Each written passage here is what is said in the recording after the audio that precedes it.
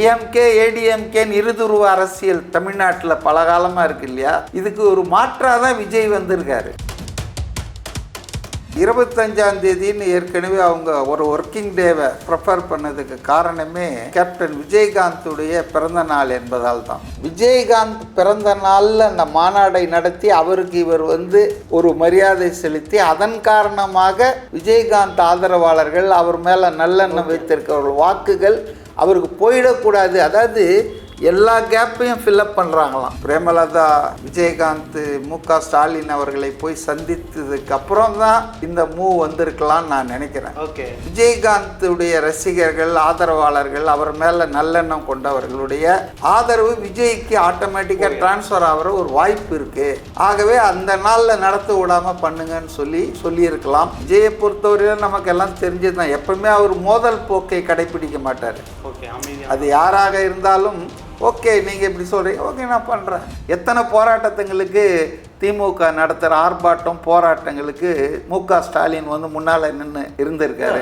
சேகர் பாபு பின் வழியாக போகிறாராம். ஒரு அமைச்சர் கொல்லைப்புற வழியாக வந்துட்டு போடுறாராம். காமராஜர் அந்த காலத்திலே சொன்னார், திமுக அதிமுக ஒரே குட்டையில் உரிய மட்டைகள்னு. இன்னைக்கு அதை தான் இந்த மேயர் பிரியாவுடைய வாதம் மெய்ப்பிக்கிறது.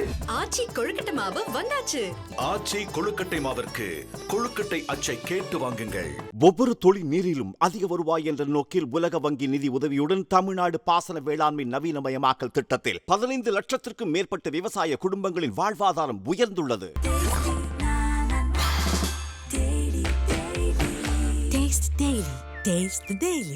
சார் வணக்கம். சார் வணக்கம். மாநாடு தேதி மாற்றம் 25 போலீஸோட அறிவுறுத்தல்படி 21க்கு மாற்றம் தெரிவித்திருக்கார் விஜய். முன்னாடியே மாநாடு மதுரையில் நடக்குது, இதை எப்படி பார்க்கணும்? இதில் என்ன, இது கடந்த மாநாடு விக்கிரவாண்டியில் நடந்து 10 மாதம் கூட இன்னும் முழுசாக முடியல. ஓகே, அதுக்குள்ளே 2வது முறையாக மாநில மாநாட்டை தாவேக நடத்துகிறாங்க.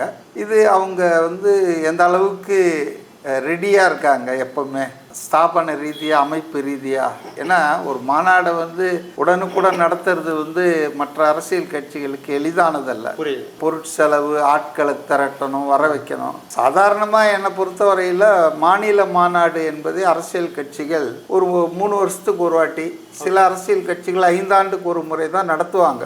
பட் இவர் தேர்தல் வருவதின் காரணமாக கட்சியை இன்னும் கொஞ்சம் ஒருங்கிணைச்சு தயார்படுத்தும் தேர்தல் பணிக்கின்ற முறையில் மாநாட்டை திட்டமிட்டு மதுரையில் வச்சிருக்காங்கன்னு நினைக்கிறேன். ஸோ அந்த மாநாடு தேர்தல் பணிகளை அவங்க தொண்டர்களே அந்த கட்சியின் அமைப்பை கொஞ்சம் வேலை செய்ய உந்து தள்ளும் அப்படின்னு நான் நினைக்கிறேன்.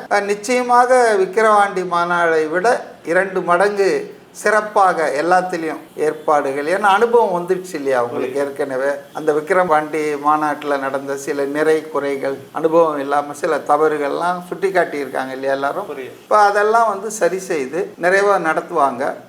என்ன ஒரே ஒரு சின்ன எனக்கு சந்தேகம்னா, 25ஆம் தேதின்னு ஏற்கனவே அவங்க ஒரு ஒர்க்கிங் டேவை ப்ரிஃபர் பண்ணதுக்கு காரணமே கேப்டன் விஜயகாந்துடைய பிறந்த நாள் என்பதால் தான். அப்போ கேப்டன் விஜயகாந்த் அவர்கள் விஜயனுடைய வாழ்க்கையில ஒரு முக்கிய புள்ளி மட்டும் இல்லை, தொடக்க புள்ளியா இருந்திருக்காரு. அப்படின் போது அவர் மேல எப்பவுமே விஜய்க்கு ஒரு சாஃப்ட் கார்னர் உண்டு. அப்போ அந்த நாளில் அவர் பண்ணதன் மூலம் விஜயகாந்த் ரசிகர்களை கொஞ்சம் சந்தோஷப்படுத்துவார், இந்த குடும்பத்தை சந்தோஷப்படுத்துவார். ஸோ அது அவருக்கு தேர்தல் ரீதியாகவும் நல்லதாக இருக்கும் அப்படின்னு தான் அந்த தேதியை பண்ணாங்க. பட் அந்த தேதியில் அதை நடத்திடக்கூடாதுன்றதுக்காக தான் திட்டமிட்டு இதை பிரேமலதா விஜயகாந்த் மு.க. ஸ்டாலின் அவர்களை போய் சந்தித்ததுக்கு அப்புறம் தான் இந்த மூவ் வந்திருக்கலாம்னு நான் நினைக்கிறேன். ஓகே, அதனால நான் நினைக்கிறேன் இதுக்குள்ள ஒரு சின்ன சதி இருந்திருக்கலாம். விஜயகாந்துடைய ரசிகர்கள் ஆதரவாளர்கள் அவர் மேல நல்லெண்ணம் கொண்டவர்களுடைய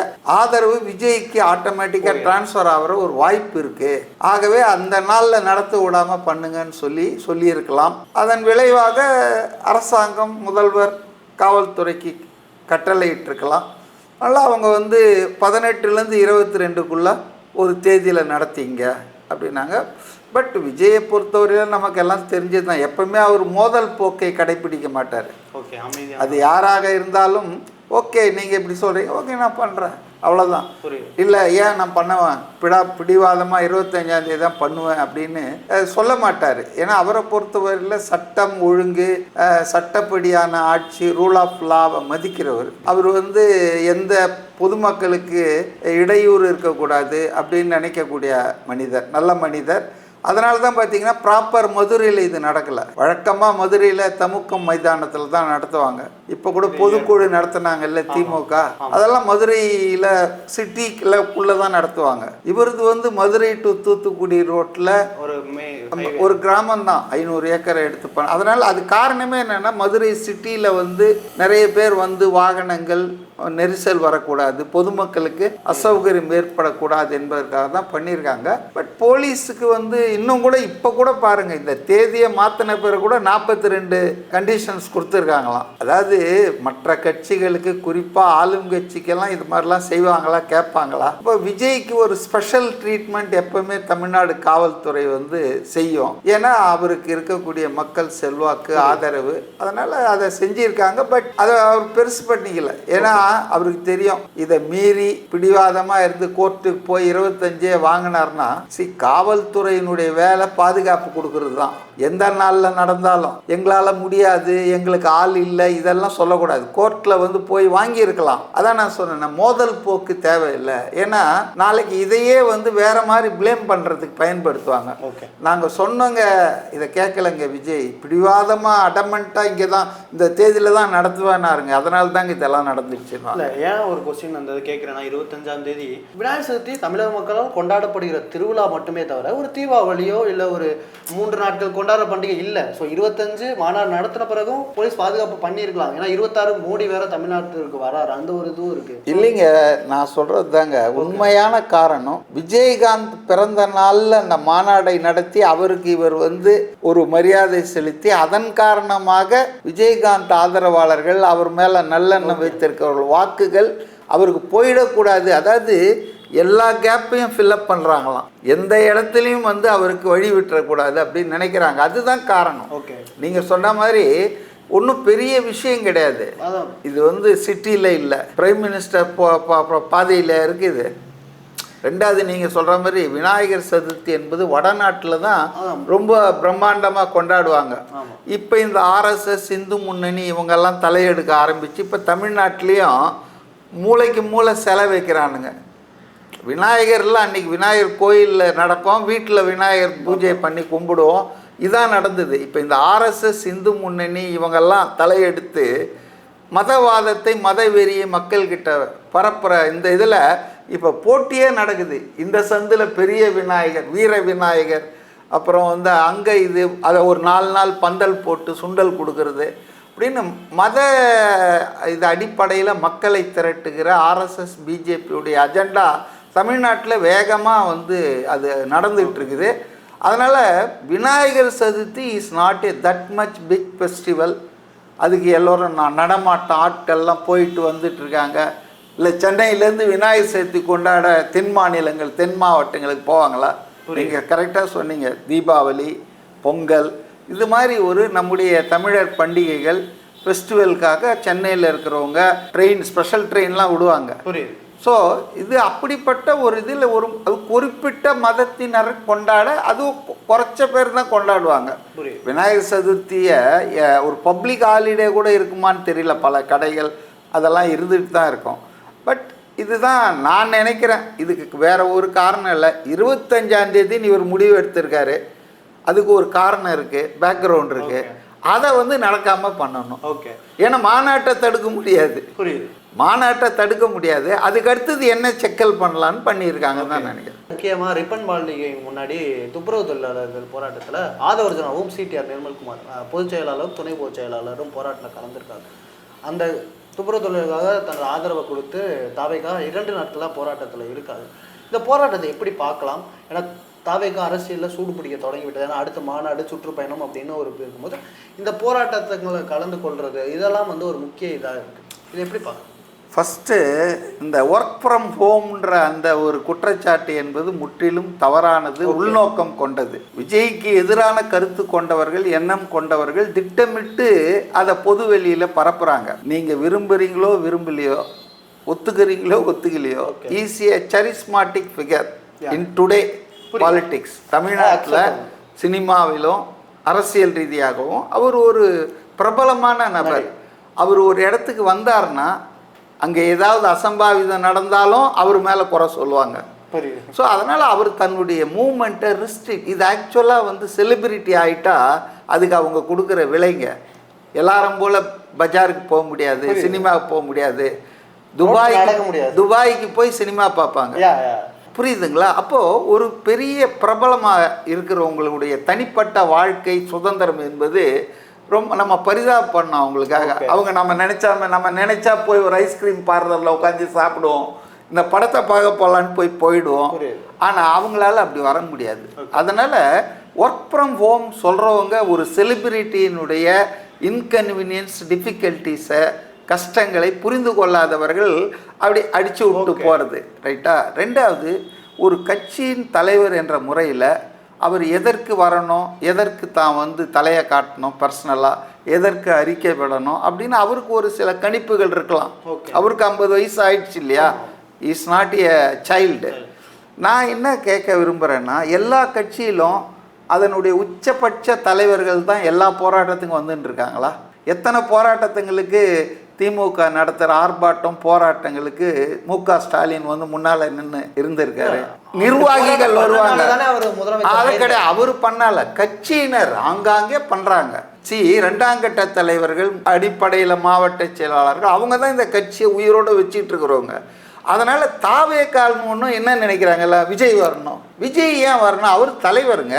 பொதுச் செயலாளர் இருக்கார், பொருளாளர் இருக்கார், கொள்கை பரப்பு செயலாளர் இருக்காங்க, பொதுச் செயலாளரே 3 பேர் வச்சுருக்காங்க. ஸோ அதனால் செகண்ட் ஹேண்ட் லீடர்ஷிப்பு அது மாதிரிலாம் வர்றது தப்பு இல்லை. இப்போ உதாரணத்துக்கு நீங்கள் சொன்ன அந்த தூய்மை பணியாளர் போராட்டத்தை எடுத்துக்கோம். அதிமுக ஒரு பிரதான எதிர்க்கட்சி இல்லையா? எடப்பாடி என்ன பண்ணிட்டு இருக்காரு? அவர் பயணம் போயிட்டு இருக்காரு பஸ்ல இல்லையா? ஸ்டாலின் பாணியில் சொன்ன சுந்தரா டிராவல்ஸ்ல ஒரு பயணம் ஆயிட்டு இருக்காரு. தென்காசியில் அம்பாசமுத்திரத்தில் இருக்காரு. ஆனால் அதுக்காக இந்த கட்சியின் வேலைகள் நின்றுடுமா? இல்லை. முன்னாள் அமைச்சர் டி ஜெயக்குமார் நேற்று போய் சந்தித்து அவங்களுக்கு ஆதரவு தெரிவித்தார். நீங்கள் அதுக்கு என்ன சொல்லுவீங்க? எடப்பாடி வரலைங்க, இஸ் ஒர்க்கிங் இன் பஸ்ஸுங்க அப்படின்னுவீங்களா? அந்த கட்சி, அந்த அமைப்பு, அதை சார்ந்தவர்கள் அதுக்கு ஆதரவு கொடுக்குறாங்களா? we must understand the difficulties of a political leader, not Vijay மட்டும். விஜய் பெரிய செலிபிரிட்டி, அவருக்கு இருக்கிற சிக்கல், அவர் ஒரு கட்சியின் தலைவர் மட்டுமல்ல, புகழ்மிக்க பிரபலமான தலைவராக இருக்காரு. அதனால அவருடைய மூமெண்ட்ஸ் வந்து ரொம்ப ரெஸ்ட்ரிக்ட் ஆகுது. ஸோ இப்போ நேற்று வந்து ஆதவ் அர்ஜுனா அவர் ஒரு பொதுச் செயலாளர், 3 பேரில் அவர் ஒரு பொதுச் செயலாளர். சிடிஆர் நிர்மல்குமார் அவர் ஒரு முக்கியமான நிர்வாகி. அவரோட இன்னும் கொஞ்சம் அந்த பகுதி மாவட்ட ஆட்கள்லாம் போயிட்டு இந்த தூய்மை பணியாளர்களுக்கு போராட்டத்துக்கு ஆதரவு கொடுத்துருக்காங்க. இப்போ இது வரவேற்க தகுந்த ஒன்று தானே? ஏன்னா கடைகோடி சமூகத்தில் ரொம்ப கடைகோடியில் இருக்கிறவங்க தான் தூய்மை பணியாளர்கள். 5 நாளாக போராடுறாங்க. நான் பாரிஸுக்கு டெய்லி போகிறாள், பாரிமுனைக்கு நான் பார்த்துட்டு போகிறேன். நம்மளால் வந்துட்டு பஸ்ஸில் உட்காந்துட்டு ஆட்டோவில் உட்காந்துட்டு போகும்போதே கஷ்டமாக இருக்குது வெயிலில். ஆனால் அந்த ஜனங்க சும்மா வெறும் துணியை கட்டிட்டு அந்த பிளாட்பாரத்தில் 5 நாளாக மீனை வச்சுருந்தீங்கன்னா கருவாடாயிருக்கும். இரவு பகலாக அந்த பிளாட்பாரத்தில் ஏன் அவங்கள கதவை சாத்திட்டாங்க? சேகர் பாபு பின் வழியாக போகிறாராம். ஒரு அமைச்சர் கொல்லைப்புற வழியாக வந்துட்டு போடுறாராம். நான் என்ன கேட்குறேன்னா, அவங்க கோரிக்கையில் ஏதாவது அநியாயம் இருக்கா? அவங்க என்ன சொல்கிறாங்க? எங்கள் பணிகளை வந்து தனியார்கிட்ட ஒப்படைக்காதீங்கன்றாங்க. அதாவது தனியார் மயம். இப்போ முன்னாலேயும் வந்து கவர்மெண்ட் எம்ப்ளாயீஸாக அவங்க இல்லைங்க. ஆனால் கவர்மெண்ட் அவங்கள வந்து ஒரு ஒப்பந்த அடிப்படையில் பண்ணிகிட்டு இருந்தாங்க. அதனால் அவங்களுக்கு ஒரு நம்பிக்கை இருக்குது, நம்மளை என்னைக்காவது நிரந்தரப்படுத்துவாங்க. இதை வந்து எதிர்கட்சியாக இருந்தபோது திமுக ரொம்ப சொல்லியிருக்காங்க, நாங்கள் உங்களெல்லாம் பணி நிரந்தரம் பண்ணுவோம், பணி ஆணை கொடுப்போம்லாம் சொல்லியிருக்காங்க. ஸோ அவங்களுக்கு ஒரு நம்பிக்கை இருந்தது. ஆனால் இப்போ என்னென்னா முற்றாக இந்த வேலையே, இப்போ ஒரு கார்ப்பரேஷனுடைய வேலையை அவங்க வந்து ஒரு ஒப்பந்தக்காரர் மூலமாக வேலை செய்கிறது இவ்வளோ நாளாக நடந்துகிட்ருக்குது. ஆனால் அந்த வேலையே தூக்கி ஒரு தனியார்கிட்ட கொடுத்துறது. கார்ப்பரேஷனுக்கு அதுங்க சம்மந்தம் இல்லை, தனியார் காசை வாங்கிக்குவோம். அப்போது அது மாதிரி இன்னைக்கு தனியார் மயமாகுது. அதாவது out sourcing is different from privatisation. Out sourcing இவ்வளோ நாளாக நடந்துட்டு இருந்தது. ஆனால் இப்போ என்ன நடக்குதுன்னா ப்ரைவேட்டைசேஷன் நடக்குது. இப்போ இந்த போராட்டம் நடக்குது. மனசாட்சி உள்ள யாராக இருந்தாலும் ஏன் இப்படி வெயிலில் எல்லாம் வயசானவங்க, விதவைகள், ரொம்ப மிடில் ஏஜ்டு பீப்புள் தான் பிளாட்ஃபாரத்தில் காஞ்சிட்ருக்காங்க 5 நாளாக. வாங்க யாராவது ஒரு 5 பேர் உங்கள் நிர்வாகிகள் வாங்க பேசுவோம் அப்படின்னு கூப்பிட்டு மேயர் பேசியிருக்கலாம் இல்லையா? அந்த அம்மா வாயே திறக்கலை.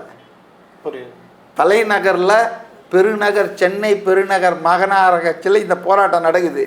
சென்னையில் தான் துணை முதல்வர் இருக்கார், சென்னையில் தான் முதல்வர் இருக்கார், சென்னையில் தான் உள்ளாட்சித்துறை அமைச்சர் நேரு இருக்கார்.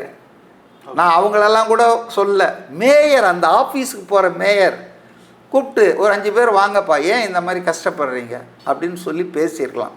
வாயே திறக்கலை. ஆனால் நேற்று வேறு எங்கேயோ ஒரு நிகழ்ச்சியில் இதை பற்றி வாய் திறந்துருக்காங்க அந்த அம்மா பிரியா. என்ன சொல்கிறாங்கன்னா, ஏற்கனவே இருந்த அதிமுக ஆட்சியில் 10 ஜோன் இந்த மாதிரி ப்ரைவேட்டைஸ்க்கு விட்டாங்க. நாங்கள் இப்போ 2 ஜோனுக்கு தான் விட்டுருக்குறோம். அந்த ஆட்சியில் நடந்தது தான் நாங்கள் பண்ணுறோம். இதை பெருசுப்படுத்துகிறாங்க அரசியல் காரணங்களுக்காக. நாங்கள் தனியார்கிட்ட சொல்லியிருக்கிறோம், 18,000 ரூபாய் சம்பளம் கொடுங்க, அவங்களுக்கு பிள்ளைங்களுக்கு கல்வி வசதி அதெல்லாம் செய்யுங்கலாம் சொல்லியிருக்கோம், அவங்களுக்கு நல்லது நடக்கும் அப்படின்லாம் சொல்கிறாங்க. நான் என்ன அந்த மேயர்கிட்ட கேட்க விரும்புகிறேன்னா, அதிமுக சரியில்லை, அது மக்கள் விரோத, தொழிலாளர் விரோத, விவசாய விரோத, என்ன விரோத ஆட்சின்னு சொன்னீங்க. இப்போ அந்த ஆட்சியை தூக்கி எறிந்து மக்கள் உங்ககிட்ட நம்பிக்கை வச்சு உங்ககிட்ட கொடுத்துருக்காங்க. இப்போ நீங்கள் என்ன சொல்கிறீங்க, அதிமுக 10 பண்ணிச்சு, நாங்கள் 2 தான் பண்ணியிருக்கிறோன்றீங்க. அதிமுக பண்ணதையே நீங்கள் பண்ணுறதுக்கு எதுக்கு நீங்கள் அவங்களுக்கு மாற்றுன்னு சொல்லணும்? அப்போ you are not an alternative to ADMK. DMK ஏடிஎம்கேன்னு இருதுருவ அரசியல் தமிழ்நாட்டில் பல காலமாக இருக்கு இல்லையா? இதுக்கு ஒரு மாற்றாக தான் விஜய் வந்திருக்காரு. புரியுதுங்களா? அதனால் காமராஜர் அந்த காலத்திலே சொன்னார், திமுக அதிமுக ஒரே குட்டையில் உரிய மட்டைகள்னு. இன்னைக்கு அதை தான் இந்த மேயர் பிரியாவுடைய வாதம் மெய்ப்பிக்கிறது. திமுக வேற இல்லை, அதிமுக அதாவது தொழிலாளர் விரோதத்தில், தனியார் மயப்படுத்துதல், நாங்கள்லாம் ஒன்று அப்படின்னு சொல்கிறாங்க. இது ஒரு சரியான அணுகுமுறை இல்லை. அரசாங்கம் அவங்கள நிரந்தரப்படுத்தணும். தொடர்ந்து விவாதிப்போம். நேரத்திற்கு நன்றி.